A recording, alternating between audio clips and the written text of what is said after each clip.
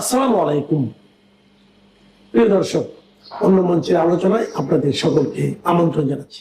এনসিপির আহ্বায়ক নাহিদ ইসলাম একটি টকশোতে বলেছেন, সারা দেশে তরুণরা এনসিপির প্রতি আকৃষ্ট হচ্ছেন। এনসিপির কেন্দ্রীয় নেতারা বলছেন এনসিপির বসন্ত চলছে, এমনকি দলটিতে যোগদানের জোয়ার চলছে।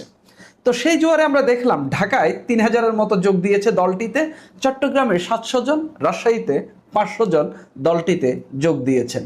কিন্তু আপনি যদি গত এক মাসে দলটি থেকে পদত্যাগের তালিকা দেখেন, সেটাও বেশ লম্বা। সর্বশেষ একজন গুরুত্বপূর্ণ নেতা, ঢাকা মহানগরের একজন গুরুত্বপূর্ণ নেতা দলটি থেকে পদত্যাগ করেছেন। এনসিপি দলে যারা যোগ দিচ্ছেন তাদেরকে নিয়ে খুবই উল্লাসিত হলেও যারা চলে যাচ্ছেন তাদেরকে নিয়ে কি ভাবছেন সেটাই এখন দেখার বিষয়। এনসিপি বলছে দলটি বড় দলে রূপান্তরিত হবে এবং তরুণদেরকে নিয়েই এটি একটি বড় দলে পরিণত হবে। কিন্তু এনসিপিতে যারা আসছেন এবং যারা চলে যাচ্ছেন, আসছেন যারা, তাদের চেয়ে আমি দেখতে পাচ্ছি গুরুত্বপূর্ণ হলেন যারা চলে যাচ্ছেন। কিন্তু এনসিপি এই পদত্যাগ কোনোভাবেই ঠেকাতে পারছে না। কেন এনসিপিতে প্রতিদিনই এরকম পদত্যাগের ঘটনা ঘটছে? কেন প্রতিষ্ঠাকালীন সদস্য থেকে শুরু করে এনসিপির গুরুত্বপূর্ণ নেতানেত্রীরা এই দলটি ত্যাগ করছেন, সেসব নিয়ে আলাপ করব। আমরা যদি দেখি এনসিপিতে গত বেশ কিছুদিন ধরে তারা বেশ কিছু যোগদান অনুষ্ঠান আয়োজন করেছে। ঢাকায় আয়োজন করেছে, চট্টগ্রামে করেছে, তারপরে হচ্ছে রাজশাহীতে সর্বশেষ করেছে। রাজশাহীতে যে ৫০০ জন যোগ দিয়েছে, এনসিপি বলছে বিএনপি, গণ অধিকার পরিষদ, তারপরে আপনার সাবেক ছাত্র শিবিরের নেতাকর্মীরা তাদের দলে যোগ দিয়েছেন। আমি তাদের ছবি দেখেছি, আমার কাছে দেখে মনে হয়নি, আমি আন্ডারএস্টিমেট করতেছি না তাদেরকে, তবে আমার কাছে দেখে মনে হয়নি এই একটা যারা ৫০০ জন যোগ দিয়েছেন, এই ৫০০ জন আরও ৫০০ জনকে এই দলে আনতে পারবে, এটা আমার কাছে মনে হয়নি। যদি এনসিপি বলছে বিএনপি, গণ অধিকার, ছাত্র শিবিরের সাবেক নেতাকর্মী সবাই, কিন্তু এরা কেউই আমার কাছে মনে হয়নি যে গুরুত্বপূর্ণ ছিল বিএনপির জন্য, গণ অধিকার কিংবা হচ্ছে ছাত্র শিবিরের জন্য। তো সেই লোকগুলো এখানে এসে যে এনসিপিতে খুব ভালো ইম্প্যাক্ট রাখতে পারবে সেটা আমি মনে করি না। তার চেয়ে বরং ঢাকা মহানগর থেকে যিনি পদত্যাগ করেছেন, ঢাকা মহানগর উত্তরার সদস্য সচিব সর্দার আমিরুল ইসলাম, এনসিপির একটা ঢাকা মহানগরের একটা উইংয়ের সদস্য সচিব, তিনি পদত্যাগ করেছেন। এবং আমরা দেখলাম এনসিপি তাকে ধরে রাখার কিংবা হচ্ছে এই দলটিতে সেরকম স্পেস তৈরি করছে না, যে হচ্ছে তাদের প্রতিষ্ঠাকালীন সদস্য বলেন, তাদের গুরুত্বপূর্ণ নেতা বলেন, তারা যে দলে থাকবে সেই স্পেস এই দলে নেই। যদিও গণতান্ত্রিক পদ্ধতিতে নেতারা পদত্যাগ করবেন, নেতারা চলে যাবেন, আবার আসবেন, এই সিস্টেম থাকা ভালো। কিন্তু এনসিপির যেখানে এনসিপির গুরুত্বপূর্ণ নেতারা পদত্যাগ করছেন, সেখানে আরও হাজার খানেক, আরও ১০,০০০, ২০,০০০ আসলেও কি এনসিপির জন্য এটা খুব গুরুত্ব বহন করে? এই যে একটা উদাহরণ দিই, ধরেন এই যে তাসনিম জারা, ধরেন আগামী ১০ দিনে এনসিপিতে ১০,০০০ মানুষ যোগ দিল, কিন্তু একজন তাসনিম জারা এই দলটি থেকে চলে গেছেন। বরঞ্চ আমি মনে করি ওই ১০,০০০ জনকে আনাচ্ছে যে কোনো মূল্যে তাসনিম জারাকে আনাটাই বিএনপি এনসিপির জন্য বেশি শ্রেয়। কেননা এই তাসনিম জারাকে দেখে অন্তত আরো কয়েক লাখ মানুষ এই দলটির প্রতি আকৃষ্ট হবেন এবং দলে যোগ দেওয়ার চেষ্টা করবেন। আপনি ভুইফোর্ট বা হচ্ছে যেন তেন বা অন্য দলে পাত্তা না পাওয়া এরকম যদি ৫০০ জনকে ঢুকান, তারা আসলে আপনার দলে কোনো ইম্প্যাক্ট রাখতে পারবে না। এই যে যিনি চলে গেলেন সর্দার আমিরুল ইসলাম, তিনি স্পষ্টত অভিযোগ করে গেছেন যে এনসিপির যে ডানপন্থার যে উত্থান ঘটছে, সেই উত্থানের জন্য দায়ী করে তিনি দলটি ছাড়লেন। এই লোকটি একসময় ছাত্র দল করতো। আপনি হয়তো বলতে পারেন যে ছাত্র দল করা লোক এনসিপিতে আসছে, সে তো তার আগের জায়গায় ফিরে যাবে। আগের জায়গায় ফিরে যাবে না, সে আর কখনো বিএনপিতে ফিরতে পারবে না বা ছাত্র দলে ফিরতে পারবে না। কেননা সে ২০১৭ সালে বঙ্গবন্ধু শেখ মুজিবুর রহমানকে শ্রদ্ধা জানিয়ে একটা স্ট্যাটাস দিয়েছে। সেই সময় ২০১৮ নির্বাচনের আগে, সেই সময় ছাত্রদল তাকে বহিষ্কার করে। এরপরে তিনি আর দলে ঢুকতে পারেননি। এরপরে তিনি এনসিপিতে যোগ দিলেন, এনসিপির সঙ্গে রাজনীতি করা শুরু করলেন, ঢাকা মহানগর উত্তরের সদস্য সচিব হলেন। তিনি এনসিপি হয়েই কাজ করছিলেন এবং তিনি জানেন তিনি এনসিপি থেকে বের হয়ে গেলে তিনি ছাত্র দলে আর পদ পাবেন না। কিন্তু তিনি যখন দেখতে পাচ্ছেন এনসিপির মধ্যে ডানপন্থার উত্থান হচ্ছে, এনসিপি একটা ডানপন্থী দল বা কয়েকটি ডানপন্থী দলের সঙ্গে যে জোট করেছে শুধু তা নয়, দলের ভেতরেই ডানপন্থার উত্থান ঘটছে, তিনি স্পষ্টত এই অভিযোগ করেছেন। তাহলে এনসিপি যে আহ্বায়ক, তিনি সর্বশেষ ডিডব্লিউ এর একটি টকশোতে বলছেন যে এনসিপি একটা মধ্যপন্থী উদারপন্থী দল। সেই দলের মধ্যে ডানপন্থার উত্থান ঘটছে এবং সেটা একটি দলের শুরুতেই মাত্র 1 বছরের একটু বেশি সময় পার করেছে দলটি, এরই মধ্যেই দলটিতে ডানপন্থার উত্থান ঘটছে। আমরা যদিও দেখি কিছুদিন আগে এনসিপি আপ বাংলাদেশের তারপরে হচ্ছে এক্স শিবির অনেক নেতাকে জয়েন করাইছে, তারপরেই দেখলাম যে অনেকেই বলা বলি করছেন এখানে ডানপন্থার উত্থান ঘটছে এবং এনসিপি অনেকটা ছাত্র শিবির ঘেঁষা হয়ে গেছে এবং জামাতকে বেশি আপহোল্ড করা শুরু করেছে, এরকম অভিযোগ অনেকেই তুলেছেন। এখন এনসিপির ডানপন্থার উত্থান ঘটছে এনসিপির মধ্যে, সেই অভিযোগ জানিয়ে তাদের মহানগরের একটা গুরুত্বপূর্ণ ইউনিটের গুরুত্বপূর্ণ একজন নেতা অর্থাৎ দ্বিতীয় একজন নেতা পদত্যাগ করলেন। এনসিপি থেকে রাঙ্গামাটি জেলার 87 জন নেতাকর্মী পদত্যাগ করেছেন, 87 জন। এর মধ্যে 50 জন গিয়ে বিএনপিতে যোগ দিলেন, 35 জন গণসংহতি আন্দোলনে যোগ দিলেন, অর্থাৎ জোনায়েদ সাকির যে দল সেই দলে যোগ দিলেন। কেন তারা এনসিপি ছেড়ে দিলেন? এনসিপির রাঙ্গামাটির সংগঠকই ছিলেন এরা, এর মধ্যে গুরুত্বপূর্ণ অনেক নেতা ছিলেন, আপনার বিপিন চাকমা, তারপরে হচ্ছে আপনার আরো বেশ কয়েকজন, আমার এখন নাম মনে পড়তেছে না। এই লোকগুলা দল ছেড়ে দিলেন, 87 জন নেতা চলে গেলেন, উজ্জ্বল চাকমা আরেকজনের নাম। এরা সবাই এনসিপি ছেড়ে দিলেন, গিয়া কেউ বিএনপিতে ঢুকলেন, কেউ গণসংহতি আন্দোলনে ঢুকলেন। একসঙ্গে এনসিপির 87 জন নেতা পদত্যাগ করার যে কারণ, এনসিপিকে এটা ফাইন্ড আউট করার চেষ্টা করেছে এবং পার্বত্য অঞ্চলে এনসিপির রাজনীতি এস্টাবলিশ করার ক্ষেত্রে এই লোকগুলো খুবই ভালো ভূমিকা পালন করতে পারতো। এনসিপি কখনো বোঝার চেষ্টা করেছে কিংবা সেখানে গিয়ে তাদের মান অভিমান ভাঙানো কিংবা তাদেরকে আবার দলে ফিরিয়ে আনার কোনো চেষ্টা করেছে? আমি দেখিনি অন্তত। তারা অভিযোগ করেছে যে সংগঠনের আদর্শিক বিচ্যুতি ঘটেছে। এনসিপি যে আদর্শ নিয়ে, যে আদর্শের কথা বলে এই দলটি সামনে এনেছে, এখনো তারা সেভাবে কোনো আদর্শের কথা বা সেভাবে কোনো আদর্শ আমাদের সামনে তুলে ধরতে পারেনি। তবে তাদের নেতারা মুখে বলে থাকেন তারা মধ্যমপন্থী উদারপন্থী দল, তা আমরা সেটাই বিশ্বাস করলাম। কিন্তু তাদের যে কর্মকাণ্ড এবং তাদের যে জোট গঠনের যে প্রক্রিয়া এবং তাদের যাদের সঙ্গে চলাফেরা এবং তাদের দলে নতুন করে যাদেরকে আনা হচ্ছে, এই প্রক্রিয়ার মধ্য দিয়ে স্পষ্টত বোঝা যাচ্ছে এনসিপির মধ্যে ডানপন্থা এক্সিস্ট করতেছে এবং এনসিপির ডানপন্থা ঘেঁষা হয়ে গেছে। আমার এতে কোনো অসুবিধা নেই। এনসিপি চাইলে ইসলামী নাম দিয়েও, এনসিপি ইসলামী দল এরকম নাম দিয়েও এনসিপি রাজনীতি করতে পারে, কিন্তু সেটা বলে কই করতে হবে। কিন্তু আপনি মধ্যমপন্থী বলে আপনি ডানপন্থা ঘেঁষা রাজনীতি করবেন আর আপনি এক্সপেক্ট করবেন আপনি যাদেরকে নিয়ে রাজনীতি করছেন তারা আপনার দলের থেকে যাবে, এটা কিন্তু হবে না। ঠিক 87 জন নেতা রাঙ্গামাটি জেলা কমিটির বিভিন্ন ইউনিটের 87 জন নেতা পদত্যাগ করেছেন এবং তারা বলছেন যে এনসিপির আদর্শিক বিচ্যুতি ঘটেছে এবং তারা যে জোট গঠন করেছে এই জোট গঠনের প্রতিবাদ তারা জানিয়েছে। শেষ পর্যন্ত নির্বাচনের পরেও তারা জোট না ছাড়ার কারণে এই দলটি থেকে তারা শেষ পর্যন্ত পদত্যাগ করলেন। এই তো গেল দুইটা ঘটনা, ঢাকা মহানগরের একজন গুরুত্বপূর্ণ নেতার পদত্যাগ, তারপরে রাঙ্গামাটি কমিটির। চট্টগ্রামে এনসিপি একটা কমিটি দিয়েছে, এই কমিটি দেওয়ার পরপর সঙ্গে সঙ্গে 22 জন নেতা পদত্যাগ করেছেন এবং যারা পদত্যাগ করছেন তারা দাবি করছেন যে টাকা দিয়ে পকেট কমিটি করা হয়েছে। এনসিপির মতো একটা দল এরকম অভিযোগ উঠবে কেন?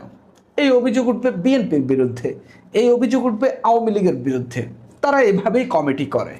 কিন্তু এনসিপি যারা নতুন রাজনৈতিক বন্দোবস্তের কথা বলছে, যারা নতুন ধরনের রাজনীতি করার চেষ্টা করছে, যারা ইয়াংদেরকে নিয়ে রাজনীতি করার চেষ্টা করছে, সেখানে দুর্নীতি, পকেট কমিটি এইসব কথা উঠবেই বা কেন? কিংবা সেখানে ত্যাগীরা কেন মূল্যায়ন পাবে না? যারা পদত্যাগ করেছেন এদের অনেকেই এনসিপির যে আগে যে নাগরিক কমিটি ছিল এটার সঙ্গে যুক্ত ছিল, তারপরে এনসিপির পরবর্তী বৈষম্য বিরোধী ছাত্র আন্দোলনের সঙ্গে যুক্ত ছিল। এদের অনেকেই এনসিপিতে ভালো মূল্যায়ন না পাওয়ার কারণে তারা চট্টগ্রাম মহানগর কমিটি থেকে পদত্যাগ করলেন এবং অনেকেই অভিযোগ করলেন এখানে এনসিপি চট্টগ্রামে যে কমিটিটা দিয়েছে সেটা অনেকটাই মঞ্জুরুল আলমকে আকৃষ্ট করার জন্য কমিটিটা দিয়েছে, এরকম কেউ কেউ অভিযোগ করছেন। যদি আমি এটার খুব একটা ভালো এটা নিয়ে যাচাই বাছাই করিনি, কিন্তু এনসিপি এই চেষ্টা চালিয়ে যাচ্ছেন। এখন আসি এনসিপিতে যারা যোগ দিয়েছেন। আমি বললাম যে রাজশাহীতে যারা যোগ দিয়েছেন তাদের চেহারা দেখা বা তাদের আমি সেখানকার লোকাল সাংবাদিকদের সঙ্গে কথা বলে যেটা আন্ডারস্ট্যান্ড করতে পেরেছি, এদের দিয়ে আসলে ওইখানে এনসিপি দেখা গেল কিছু সংখ্যা বাড়লো বা তাদের মধ্যে একটা আন্দোলন বা একটা মিছিল মিটিং ডাক দিলে হয়তো এখান থেকে কিছু মানুষ আসবে, যে 500 জন যোগ দিয়েছেন হয়তো এনসিপি সংখ্যা দেখাইতে পারবে, এর বাইরে কোনো ইম্প্যাক্ট তৈরি করতে পারবে না। চট্টগ্রামে যারা যোগ দিয়েছেন এর মধ্যে নাকি একজন ডক্টর ইউনূসের পরিবারের একজন সদস্য আছেন, তিনি কিভাবে এনসিপিতে কি ইম্প্যাক্ট রাখবেন সেটা আমি জানি না। ঢাকায় যারা যোগ দিয়েছেন এর মধ্যে শেরেবাংলা একে ফজলুল হকের নাতনি এবং বিএনপি থেকে বহিষ্কৃত নেতা ইসাক সরকার, এই ছাড়া আমি খুব আহামরি কাউকে দেখি না। এর মধ্যে মহিউদ্দিন রনি ছিলেন, তারপরে কন্টেন্ট ক্রিয়েটর কাফি ছিলেন, এদেরকে মোটামুটি উল্লেখযোগ্য বলা যায়। কিন্তু তারা কি রাজনীতিক? ইসাক সরকার ছাড়া আর কেউ কি রাজনীতিক? এনসিপি রাজনীতিককে আকৃষ্ট করতে পারতেছে না, কন্টেন্ট ক্রিয়েটর অমুক তমুককে আকৃষ্ট করতে পারতেছে, বা কেউ কেউ আগেই এনসিপি ঘেঁষা ছিল তারা আসতেছেন। কিন্তু এনসিপি থেকে যারা চলে গেছেন, আমি মনে করি এনসিপিতে যারা যোগ দিচ্ছেন তাদের চেয়ে বেশি গুরুত্বপূর্ণ হলো এনসিপি থেকে যারা চলে গেছেন, যেমন তাসনিম জারা, তাজলুমা জামিন, মীর আরশাদুল ইসলাম যিনি এখন বিএনপিতে যোগ দিয়েছেন, কিংবা ওই রাঙ্গামাটি জেলা কমিটি থেকে যারা পদত্যাগ করেছেন তারা, চট্টগ্রাম মহানগর কমিটি থেকে যারা পদত্যাগ করেছেন তারা, ঢাকা মহানগর উত্তর কমিটির সদস্য সচিব যিনি পদত্যাগ করেছেন তিনি, আমি মনে করি যে এনসিপির জন্য বেশি গুরুত্বপূর্ণ হচ্ছে তারা। তো জোয়ার একদিকে চলছে, আরেকদিকেও জোয়ার চলছে। একদিকে যোগদানের জোয়ার চলছে, আরেকদিকে পদত্যাগের জোয়ার চলছে। এই দিয়ে এনসিপির রাজনীতি কতটুকু যাবে এবং এনসিপির নেতারা কেন এগুলো নিয়ে কাজ করছে না, সেটাই আমার কাছে একটা বড় প্রশ্ন হয়ে থাকছে। কেন এনসিপির নেতারা এত কিছু বোঝেন, তারা এত ভালো ভালো রাজনৈতিক কথাবার্তা বলেন, কেন এগুলো নিয়ে চেষ্টা করছেন না? কেন তারা তাদের নেতাকর্মীদেরকে দলে আটকে রাখতে পারছেন না? কেন প্রতিদিনই পদত্যাগের ঘটনা ঘটছে? এটা খুবই এই দলটি বড় হওয়ার ক্ষেত্রে একটা বড় বাধা হয়ে দাঁড়াবে বলে আমার কাছে মনে হয়।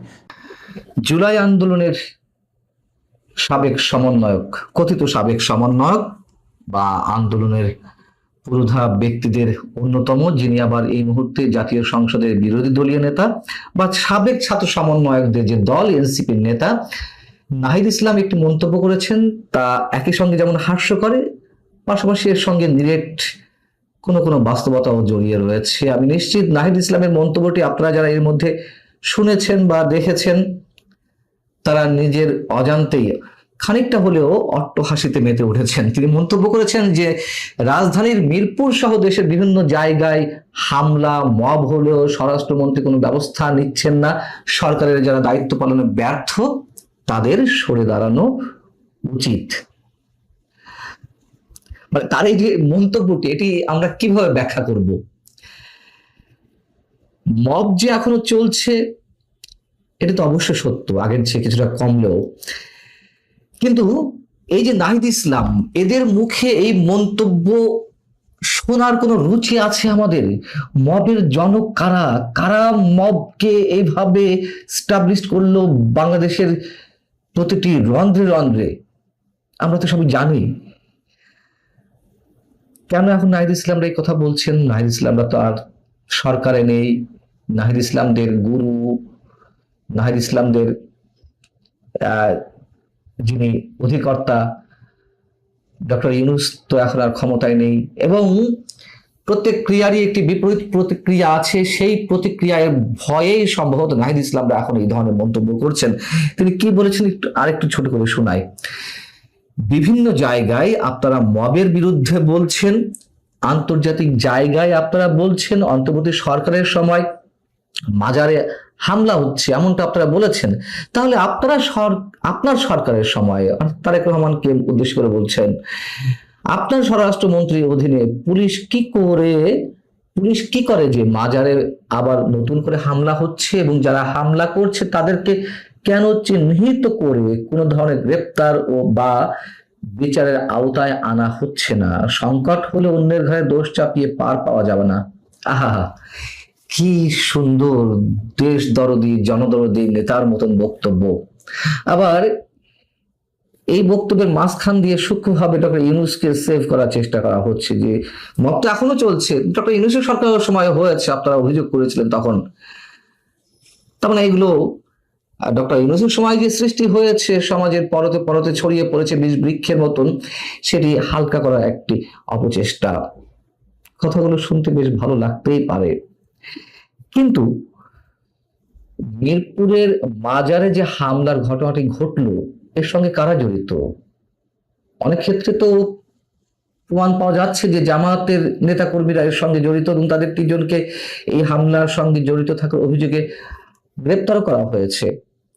সবচেয়ে বড় কথা, এই যে নাহিদ ইসলামরা, এই যে হাসনাত আব্দুল্লাহ, সার্জিস আলমদের মতো যে সাবেক কথিত সমন্বয়ক, ছাত্র সমন্বয়ক, তাদের যিনি তাত্ত্বিক গুরু ছিলেন, নানান ধরনের পরামর্শ দিয়ে এসেছেন শুরু থেকেই, তাদের চোখে যিনি সত্য দেখতে চেয়েছিলেন, সেই কবি প্রাবন্ধিক ফরহাদ মাজার কি বলছেন মিরপুরে মাজার হামলাকে কেন্দ্র করে? তিনি বলছেন যে এই হামলায় জামাতে ইসলামীর জড়িত থাকার অভিযোগ উঠেছে। এখন তো প্রমাণিত হচ্ছে মন্দ কাজগুলো আপনারাই করে মাজারের উপর দোষ চাপাচ্ছেন। মানে নিজেরা জামাত ইসলামীর নেতাকর্মীরা যে আমাদের দেশের সাংস্কৃতিক কর্মীদের উপর একের পর এক হামলা করলো, দেশের সংস্কৃতির উপর হামলা করলো, সেটাকে তিনি মিল করে এটি বলছেন যে এখন মাজারের উপর হামলা করা হচ্ছে। কি বলবেন নাহিদ ইসলামরা? 5 আগস্টের পরে সুপ্রিম কোর্ট এলাকায় মব সৃষ্টি করে বিচারপতিদের পদত্যাগে বাধ্য করা, রাষ্ট্রের বিভিন্ন গুরুত্বপূর্ণ প্রতিষ্ঠানের প্রধানদের মব সৃষ্টি করে পদত্যাগে বাধ্য করা, সংবিধান ছুঁড়ে ফেলতে এবং রাষ্ট্রপতির অপসারণের দাবিতে বঙ্গভবন ঘেরাও করে মব সৃষ্টি করে আওয়ামী লীগকে নিষিদ্ধ করতে বাধ্য করা, যদিও বাধ্য করা নয় ইউনূস সরকারকে, এটি একটি নাটক ছিল ডক্টর ইউনূসের। বঙ্গবন্ধুর 32 নম্বরে মব সৃষ্টি করে বুলডোজার দিয়ে একবারে ঘুরিয়ে দেওয়া, এবং সেদিন 2025-এর 5 ফেব্রুয়ারি এই নাহিদ ইসলামদের অন্যতম সহযোগী ডক্টর ইউনূস সরকারের অন্যতম উপদেষ্টা আসিফ মাহমুদ সজীব ভুঁইয়া কি বলেছিল? আজ উৎসব হবে। আর এক উপদেষ্টা মাহফুজ আলম তিনি কি লিখেছিলেন ফেসবুকে? আজ ফ্যাসিবাদের তীর্থভূমি গুড়িয়ে দেওয়া হবে। এদের লজ্জা শরম নাই যে মব নিয়ে এরা কথা বলে, মবের জনক হয়েও দেশের সাংস্কৃতিক কর্মীদের উপর একের পর এক হামলা করে একের পর এক সাংস্কৃতিক অনুষ্ঠান বন্ধ করে দেওয়া, যাত্রাপালা থেকে শুরু করে লালন উৎসব, নানান ধরনের আয়োজন বন্ধ করতে বাধ্য করা, হাজার হাজার মানুষকে মবের শিকার করে আহত করা, নিহত করা, মুক্তিযোদ্ধা থেকে শুরু করে প্রধান শিক্ষক কিংবা অধ্যাপক, কাউকে তো বাদ রাখা হয়নি মবের আক্রমণ থেকে। জুতার মালা পর্যন্ত পরানো হয়েছে, লাঞ্ছিত করা হয়েছে, রক্তাক্ত করা হয়েছে, গণমাধ্যম জ্বালিয়ে পুড়িয়ে দেওয়া হয়েছে। এবং 2025-এ 28শে আগস্ট ঢাকা রিপোর্টার্স ইউনিটিতে মঞ্চ 71-এর যে অনুষ্ঠানটি ছিল, যেখান থেকে আমাদেরকে হেফাজতে নেয়ার নামে আটক করা হলো, তার আগে যে মব সৃষ্টি করা হলো, কারা করেছিল? অবশ্যই সেখানে এই যে এনসিপির ইন্ধনে জামাতে ইসলামী নেতাকর্মীরা, তার সাথে বিএনপির নেতাকর্মীরাও ছিল, এটুকু আমরা জানি। সবাই মিলেমিশেই তো মব সৃষ্টি করেছিল, মুক্তিযোদ্ধাদেরকে রক্তাক্ত করা হয়েছিল। অথচ এরা কখনোই, এরা এবং এদের যারা শক্তি হিসেবে কাজ করেছিল, ডক্টর ইউনূস সরকারের উপদেষ্টা থেকে শুরু করে ডক্টর ইউনূসের সাবেক প্রেস সচিব মিস্টার শফিক, তারা কখনোই এগুলোকে মব হিসেবে দেখতে চায়নি। বলেছে যে প্রেসার গ্রুপ, মানুষের দীর্ঘদিনের পুঞ্জীবিত ক্ষোভের বহিঃপ্রকাশ নাকি ছিল এগুলা। অথচ সেই ডক্টর ইউনূসের প্রেস সচিব মিস্টার শফিকও মবের শিকার হলেন। খুলনাতে গিয়ে প্রেস ক্লাবে তিনি মবের আক্রান্ত হলেন, 3 ঘন্টা অবরুদ্ধ ছিলেন। পরবর্তীতে বললেন না না, এটা মব নয়, এটা তারা আলোচনা করতে এসেছিল। ডক্টর ইউনূস তো প্রথমেই বলে রেখেছিল যে ফ্যাসিস্ট উৎখাতে কথা বলো, সরকারি প্রতিষ্ঠান থেকে ফ্যাসিবাদী দোসরদের উৎখাতে কথা বলো, মব তো তোমার গ্রামে রয়েছে, তোমার ঘরের পাশে রয়েছে। কি ভয়ঙ্কর ভাবে উস্কানি দিয়েছিল এই ডক্টর ইউনূস। তো তাদেরই কি বলা যায়, যাই হোক, যা মুখে আসতে চাচ্ছিল সেটা তো বলা সম্ভব নয়, কোনোভাবেই সম্ভব নয়। এই নাহিদ ইসলাম এই কথাগুলো যখন সোমবার একটি অনুষ্ঠানে বলছেন, সেখানে আরেকটি মন্তব্য করেছেন যে বাংলাদেশের নদীতে ভারত বাঁধ বসিয়ে ন্যায্য হিস্সা থেকে বঞ্চিত করছে, সীমান্ত সুরক্ষায় প্রয়োজনে লং মার্চ করা হবে। করুন লং মার্চ, আমরা তো চাই অবশ্যই। শুধু ভারত কেন, যেই রাষ্ট্রই হোক না কেন, আমাদের ন্যায্য দাবির উপরে যারা আঘাত করবে অথবা আমাদের ন্যায্যতা যারা ছিনিয়ে নেওয়ার চেষ্টা করবে, অবশ্যই তাদের বিরুদ্ধে রুখে দাঁড়াতে হবে। কিন্তু এই যে ভারতের বিরুদ্ধে লং মার্চ করার কথা বলা হচ্ছে, ন্যায্য পানির হিস্সার কথা বলা হচ্ছে, এগুলো স্রেফ রাজনৈতিক বক্তব্য, আন্তরিকতা বিন্দু মাত্র নেই। তারা তো বাংলাদেশ নিয়ে কখনো ভাবে না। এদেশে তারা রাজনীতি করছে, ভারত বিরোধিতা তাদের পুঁজি। সেই জায়গা থেকে ফারাক্কা বা গঙ্গার পানি কিংবা তিস্তার পানির কথা বলা হচ্ছে। কিন্তু যেই চুক্তিটি আমাদের স্বাধীনতার সার্বভৌমত্ব ক্ষুণ্ণ করলো, স্বাধীন সিদ্ধান্ত গ্রহণে রাষ্ট্রীয় ক্ষেত্রে আমাদেরকে একেবারে আটকে ফেলা হলো গোপন মার্কিন চুক্তির মাধ্যমে, সেটি নিয়ে এই নাহিদ ইসলামরা একটা টু শব্দ করেছে। টু শব্দ করেছে বন্দর চুক্তি নিয়ে। টু শব্দটি উচ্চারণ করেছে কখনো করিডোর ইস্যু নিয়ে, যখন করিডোর ইস্যুটা খুব বেশি আলোচনায় ছিল। পুরোপুরি মার্কিন এজেন্ট হিসেবে এরা কাজ করছে, মার্কিন এজেন্ট হিসেবে এরা ক্ষমতায় ছিল ডক্টর ইউনূসের সঙ্গে। এখনো এখনো একটা কথা পর্যন্ত বলেনি মার্কিন চুক্তির বিষয়ে। এরা আবার করবে এদেশের রাজনীতি, ক্ষমতা তো শেষ হয়ে গেছে। এরা তো স্রেফ জামাতের বি টিম হিসেবে এখনো টিকে আছে। যে নির্বাচনে তারা যে 6টি আসন পেল, জামাতের ভোট ছাড়া তারা এককভাবে কেউ জেতার মানে সক্ষমতা রাখে, মানে এগুলো তো পুরানো কথা। শুধু বলছি, এখনো পর্যন্ত জামাতের দয়ায়, জামাতের কৃপায়, জামাতের সহায়তায় এখনো পর্যন্ত তাদের অস্তিত্বটুকু রয়েছে। এটুকু থাকবে না আমরা নিশ্চিত। শুধু এদেশ নয়, পৃথিবীর যে রাষ্ট্রেই হোক, যখন কেউ রাজনীতি করতে চায় সেখানে বসে সেই দেশের বিরুদ্ধে অবস্থান করে তাদের টিকে থাকার কথা নয়।